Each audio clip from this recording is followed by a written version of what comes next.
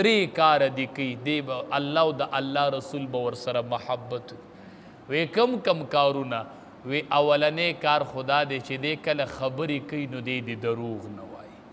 چې خبرې کوي نو دروغ دی نه وایي دا ډیره وزني خبره ده ګورې په ګپ کې هم چاته دروغ مه وایې دروغ بالکل نه ماشومان پوهول چې دروغ بالکل ګورې ما ته منظور نه دي رښتیا وایه غلط کار دې کړی وایه خو رښتیا وایه په دروغو سمجوته نه کو نو نبی کریم صلی الله علیه وسلم ورته فرمایل یو دا چې کله خبرې کوي نو رښتیا وایه بل دا چې کله د سره څوک امانت کی دی امانت نو امانت هغې خاوند د امانت ته په صحیح او سالمه طریقه باندې ادا کوه نن به هغه امانت درکړی او چې کله یې غواړي نو نیمې ته د لګولي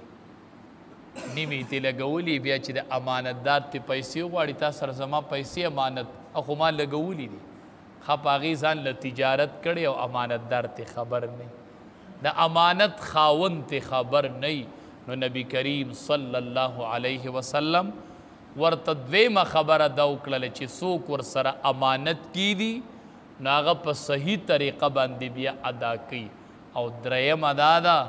چې وی دی د ګاونډي سره ښه سلوک کوي درېیمه دا ده چې دی د ګاونډي سره ښه سلوک کوي خبرو کې رښتیا وایي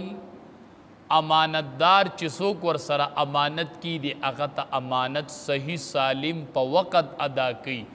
او د ګاونډي سره ښه سلوک کوي وی د دې بنده سره الله او د الله رسول محبت کوي د دې بنده سره د الله او د الله د رسول مینه ده چې کم بنده کې دا درې کاره موجود شو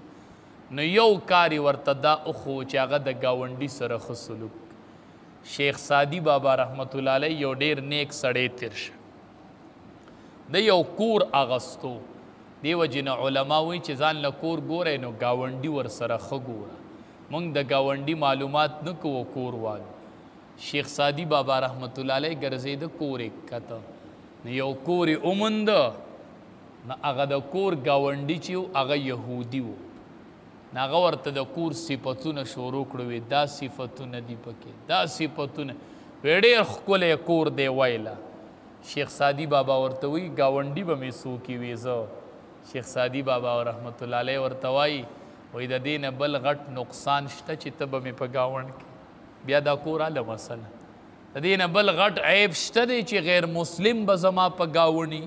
نو د دې نه خو بل غټ نقصان ما ته نه ښکاري چې ته به مې ګاونډي زه نالمه دا کور چې ته به مې په ګاونډي صحبت صالح تورا صالح کند د نیکانو صحبت به د نیک او د ګناهګارو صحبت به د ګناهګار کی نو ګاونډ ښه کتل چې کلم سړی